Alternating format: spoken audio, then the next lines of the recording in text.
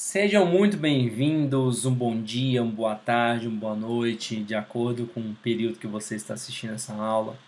É um prazer estar aqui com vocês, de uma forma bem atípica do que a gente está acostumado com esse contato em sala de aula, porém, nós temos que buscar alternativas durante esse período que a gente está vivendo. Então, eu vou estar gravando videoaulas, abordando todo o conteúdo que a gente abordaria em sala de aula, para facilitar um processo de aprendizagem com vocês, de vocês. Então, o que a gente vai ver na aula de hoje? Está aqui em cima, ó.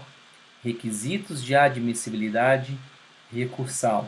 Nós vamos estudar os pressupostos intrínsecos e extrínsecos relacionados ao recurso. O nomezinho pode ser um pouco complicado, mas na prática a gente vai perceber que não é tão difícil assim não, tá bom? Então, chamo vocês para me acompanhar durante essa aula e estarei em outros meios de comunicação para a gente estar sanando as dúvidas que porventura vocês possam apresentar via WhatsApp, lives no Instagram, chat no próprio sistema da instituição. Então a gente vai estar buscando alternativas para a gente estar aproveitando esse tempo e não atentar contra o processo de aprendizagem de vocês. Então o que a gente vai trabalhar hoje?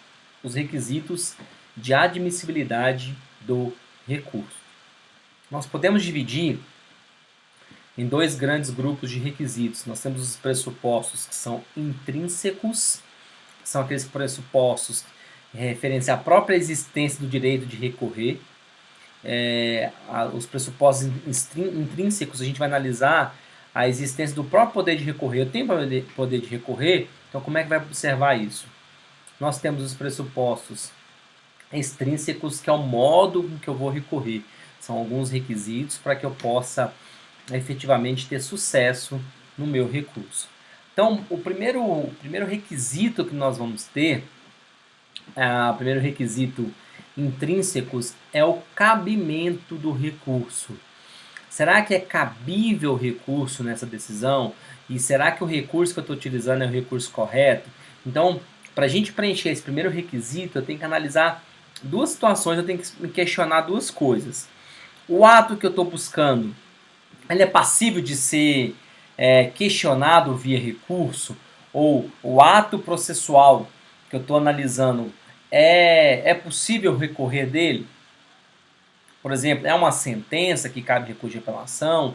É uma decisão interlocutória que caiba recurso? Ou é um despacho, que a gente já falou que não cabe recurso? Então eu tenho que analisar a primeira coisa, se o ato processual ele pode ser passível de questionamento via recurso. Então, a primeira coisa que eu fiz, eu analisei e efetivamente o meu ato ele cabe recurso. Perfeito. Ok. Segundo passo agora, qual recurso que é adequado? Qual recurso é cabível?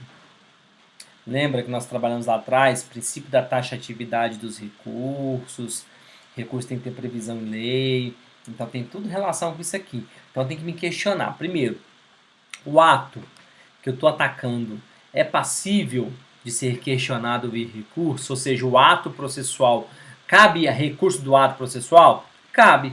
E qual recurso adequado? Só para a gente lembrar, o artigo 994 do CPC traz o rol dos recursos do Código de Processo Civil, mas nós falamos que nem todos os recursos estão previstos no Código de Processo Civil. Nós temos recursos, por exemplo, artigo 41 da Lei 9.099, traz o chamado recurso inominado, que é o recurso contra sentenças no juizado.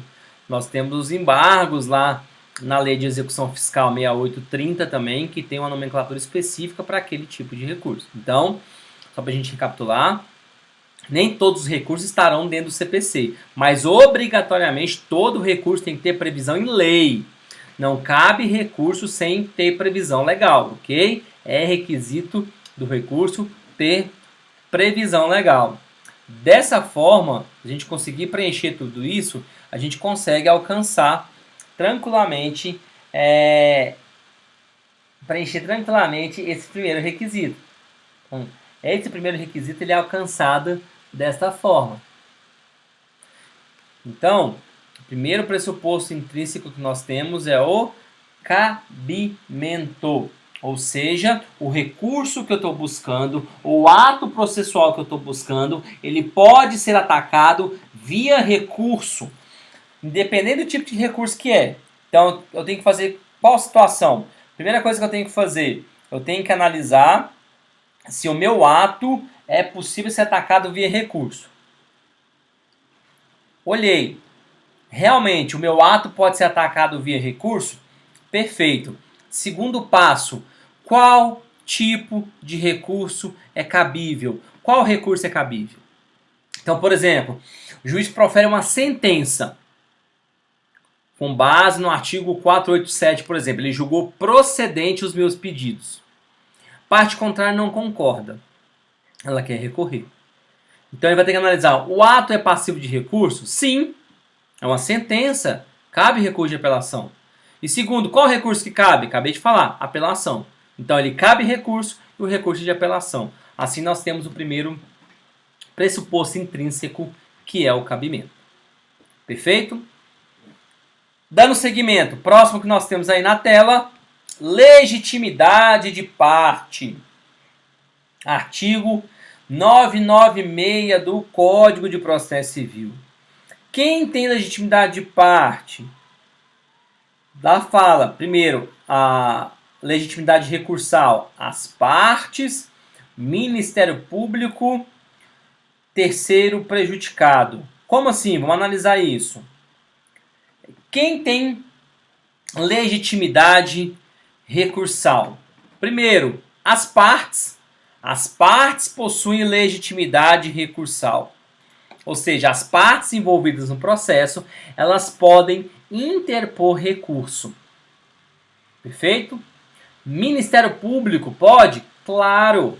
O Ministério Público, nas causas que ele intervir, por exemplo, nas causas que envolvem interesse de incapaz, nas ações onde tem vítima de violência doméstica, ok? Lá no artigo 178, o Ministério Público também tem que intervir. Se ele tem que intervir, ele também tem legitimidade recursal. O Ministério Público pode apresentar, pode interpor respectivo recurso. E qual a última categoria? É o chamado terceiro interessado. Rafael, mas quem seria o terceiro interessado? Por exemplo, seria aquele caso onde, vamos dar um exemplo, o condomínio que eu moro ingressa com ação e o pedido foi julgado improcedente. Eu tenho interesse na ação.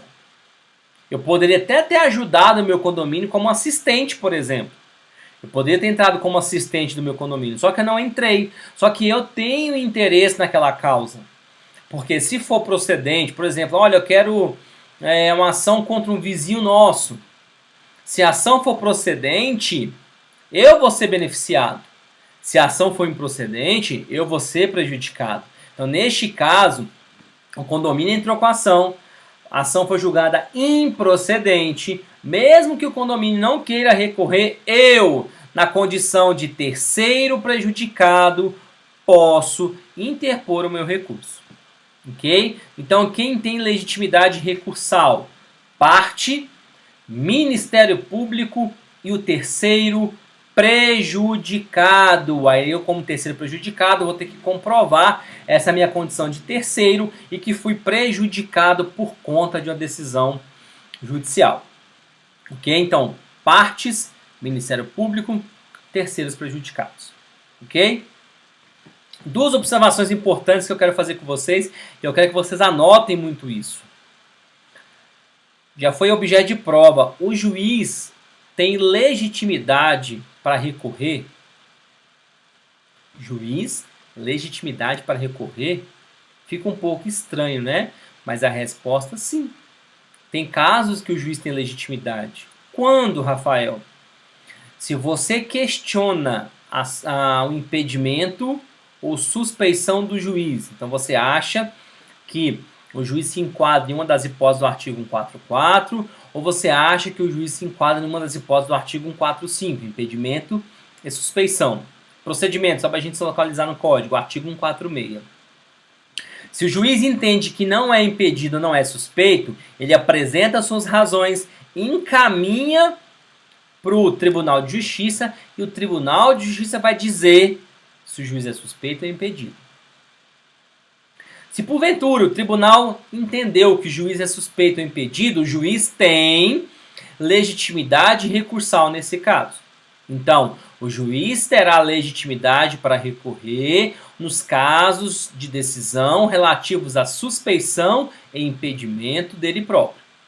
Ok? Então, nesse caso, ele tem legitimidade recursal, tranquilamente. Perfeito?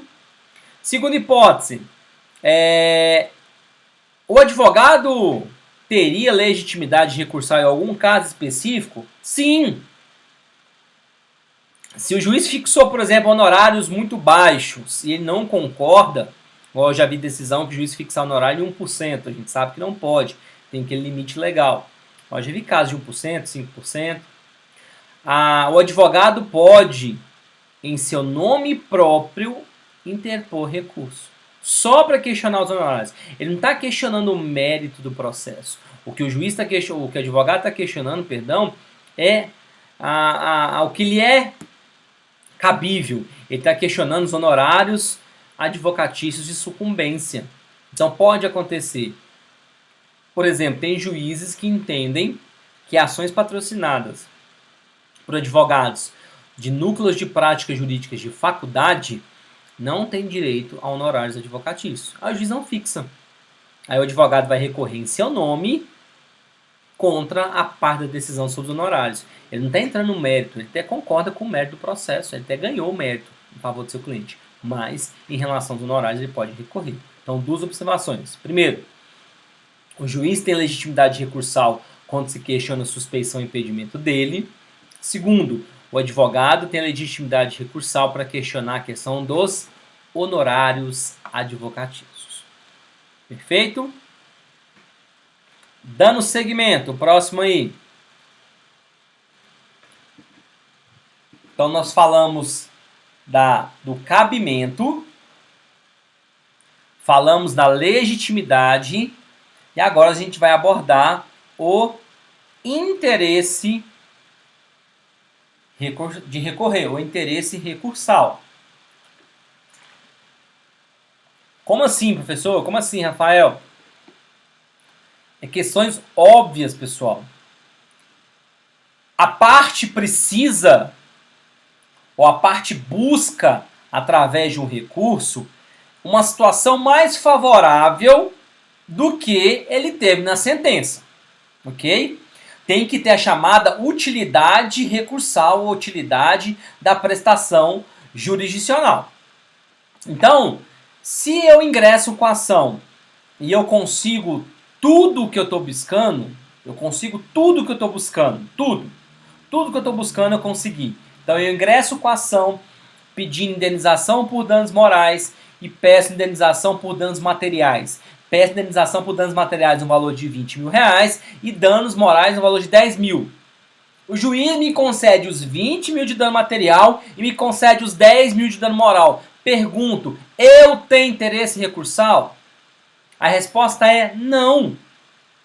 Se eu conseguir tudo o que eu estava buscando na minha ação, não tem como esse recurso melhorar, me trazer uma situação mais benéfica.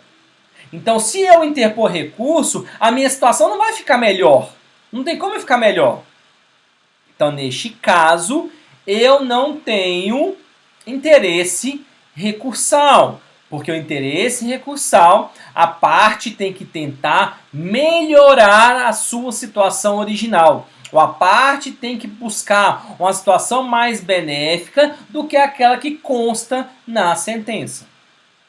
Agora, nesse mesmo exemplo que eu passei para vocês, eu peço dano material de 20 mil e peço dano moral. O juiz me dá os 20 mil, mas me nega dano moral, aí eu tenho interesse recursal. Eu tenho interesse em melhorar a minha situação. A análise do meu recurso pode gerar uma situação mais benéfica para mim. Ou seja, o tribunal pode falar assim, não, o Rafael tem direito a dano moral. Vamos conceder o dano moral. Perfeito? aí eu tenho interesse recursal. Agora, se o juiz me concede tudo, não tem interesse recursal. Por quê? Não vai ter nenhuma utilidade essa prestação jurisdicional. Essa prestação não vai poder melhorar a minha situação. Então, neste caso, eu não tenho interesse recursal. Perfeito? Então, o terceiro requisito que nós temos é o interesse em recorrer. Quarto requisito que nós temos é chamado pressuposto negativo, ou seja, nós não podemos ter isso. É a inexistência de algum fato impeditivo ou extintivo do meu direito de recorrer. Por isso que é chamado requisito negativo do recurso, ou seja, não posso ter nenhum fato impeditivo ou extintivo relacionado ao meu direito de recorrer. E como que a gente vai analisar isso? Sobre 3 aspectos. Primeiro, relacionado à desistência do recurso 998. Segundo, relacionado à renúncia do meu recurso 999. E relacionada a atos de aceitação daquela decisão no artigo 1000. Então, analisando esses 3 requisitos, esses 3 institutos, a gente consegue analisar se existe ou não algum fato impeditivo ou extintivo do meu direito de recorrer. Como assim? Vamos entender isso aqui tranquilamente. O artigo 998 traz a questão da desistência. O que é uma desistência? É um ato unilateral onde a parte, depois que interpõe o recurso cabível, ele desiste do recurso. Ok? Então a desistência vai ocorrer depois da interposição do recurso. O recurso já existe, a parte desiste desse recurso. Ok? Independente da anuência da parte. Então, artigo 998 vai trazer isso. É um ato unilateral onde a parte ele recorre primeiro e depois desiste daquele recurso. Isso que vai acontecer no caso de desistência, tá bom? Sem anuência da parte contrária, ele pode fazer isso perfeitamente, ok? Então, desistência ocorre após a interposição do recurso. É um ato unilateral onde interpõe o recurso e depois eu desisto do meu recurso. Ok? Segunda situação que nós temos, renúncia. A renúncia é algo pré-recurso. Renúncia é eu vou abdicar, eu vou abrir mão do meu direito de recorrer. Eu tenho o direito de recorrer, mas eu não quero exercer o meu direito de recorrer. Ok? Então a renúncia ocorre relacionada ao direito de recorrer e também independe da vontade da parte contrária. Não precisa de anuência de ninguém. Então vamos entender isso aqui de uma maneira mais fácil para a gente compreender isso aqui. Então, desistência. Eu interponho um recurso e depois que eu fiz a interposição eu desisto, abro mão do meu direito. Não precisa da parte contrária concordar. Renúncia é antes da interposição do recurso. Então, antes de eu interpor o recurso, eu desisto do recurso. Ok? A consequência vai ser a mesma, mas a desistência ocorre depois da interposição e a renúncia acontece antes da interposição. E ambos os casos independem da anuência do recorrente. Perfeito? Então nós temos primeiro desistência, vamos lá, segundo renúncia e terceiro atos de aceitação da decisão ou atos de aquiescência da decisão. O que é isso?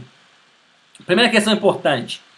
Esses atos de aquiescência pode ser de forma expressa ou tácita. O que seria isso?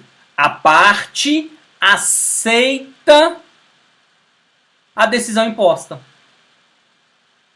Ok? A aceitação tácita pode acontecer quando a parte apresenta um comportamento que seja incompatível com a vontade de recorrer. Como assim, Rafael? Eu vou apresentar um comportamento incompatível com a minha vontade de recorrer. O que eu vou fazer? O juiz me condena a pagar 15 mil reais. Tem um prazo de recurso. Só que, no prazo de recurso, eu vou lá e pago o valor. Ou seja, eu tenho 15 dias para interpor o recurso. Durante o prazo de recurso, antes de terminar esse prazo, o que eu faço? Pago o meu débito. Ou seja, o pagamento do débito, no caso, o cumprimento da obrigação, pode ser outro exemplo. O juiz me condenou a entregar um veículo. Durante o prazo do recurso, o que eu faço? Eu vou lá e entrego o veículo. Isso é um ato de aquiescência, eu estou concordando com a decisão. A partir do momento que eu cumpro a determinação da decisão, como que eu vou recorrer? Tá vendo que é um ato incompatível com a vontade de recorrer? Porque se eu tivesse a vontade de recorrer, o que eu ia fazer? Eu nunca ia cumprir a obrigação. Eu nunca ia cumprir a determinação da sentença. Por quê? Porque eu tenho prazo para recorrer. Eu ia recorrer para questionar em tribunais superiores. Deu para entender?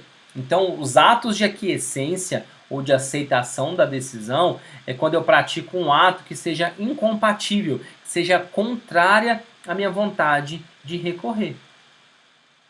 Ok? Então, se eu pago, o que eu estou falando? Assim, não quero recorrer.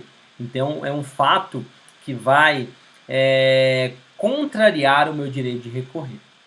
Perfeito? Então, esse quarto requisito que é chamado requisito negativo. O que nós temos nisso? Nós temos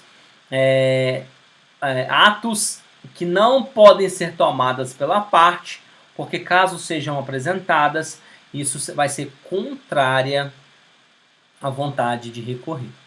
Tá bom? Então, só para a gente recapitular e fechar esses primeiros requisitos. Nós temos requisitos relacionados ao cabimento do meu recurso. Eu tenho que saber se o ato ele pode ser recorrer, qual recurso cabível. Então, cabimento. Eu tenho, segundo, a legitimidade recursal. 996 nós falamos. Partes, Ministério Público e terceiro interessado. Ok? Terceiro requisito, eu tenho que ter interesse recursal, interesse em recorrer. Eu tenho que ter interesse que o julgamento do recurso me gere uma situação mais benéfica, uma situação mais confortável, uma situação melhor. Se o juiz me concede tudo que eu peço, eu não tenho interesse recursal. Perfeito? E o último, chamado requisito negativo, é a inexistência de qualquer fato que impeça ou extingue o direito de recorrer. Nós apresentamos 3. Desistência do recurso, que acontece depois que eu interponho o recurso. Renúncia ao direito de recorrer, que acontece antes de eu recorrer. Então, antes de eu recorrer, eu renuncio. Ok? E terceiro, atos de aquiescência ou de concordância da decisão. Se eu pratico algum ato que seja contrário à vontade de recorrer, eu perco o meu direito de recorrer. Tá bom? Então aqui a gente já vai finalizando o nosso primeiro bloco. Vou deixar os meus contatos, caso vocês tenham alguma dúvida. E daqui a pouco a gente volta com o segundo bloco, que a gente vai analisar os demais requisitos que falta para a gente estar analisando, que são os requisitos relacionados ao próprio modo de recorrer. Tem várias questões que são importantes, mas daqui a pouquinho a gente volta com o segundo bloco. Até lá!